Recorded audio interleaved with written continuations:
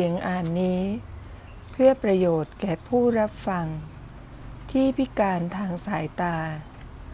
และบุคคลทั่วไปที่ไม่สะดวกในการอ่าน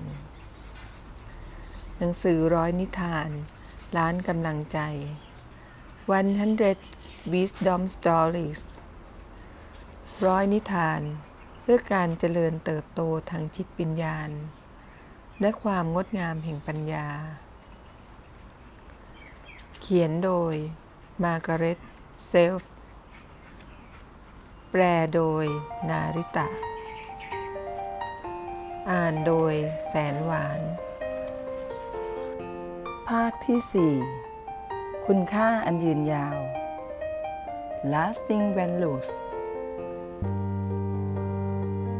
เรื่องที่ 40 สัญญาณแห่งวันใหม่ Signs of Daybreak การละครั้งหนึ่งรับใบคนหนึ่งได้ถามลูกศิษย์ทั้งหลายของเขาว่าพวกเขาจะสามารถบอกได้อย่างไรว่าบัดนี้ราตรีได้สิ้นสุดลงและวันใหม่ได้เริ่มต้นขึ้นแล้วเราจะรู้ได้ต่อเมื่อเราสามารถมองเห็นฝูงสัตว์ที่อยู่ในระยะไกลและสามารถแยกแยะได้ว่ามันเป็นแกะหรือสุนัขใช่ไหมครับไม่ใช่รับใบตอบถ้าเช่นนั้นก็เมื่อท่านสามารถมองเห็นต้นไม้ที่ยืนต้นอยู่ในระยะไกลและสามารถบอกได้ว่า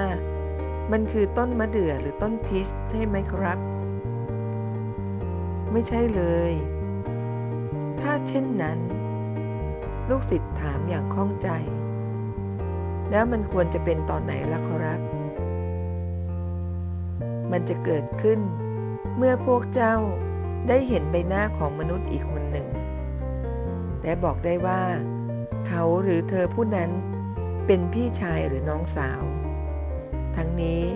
เพราะตราบใดที่พวกเจ้าทั้งหลายไม่สามารถทำเช่นนั้นได้ความเปลี่ยนแปลงของเวลาย่อมไม่มีความหมายแต่อย่างใดทั้งสิ้นมันจะยังคงเป็นยามกลางคืนตลอดไป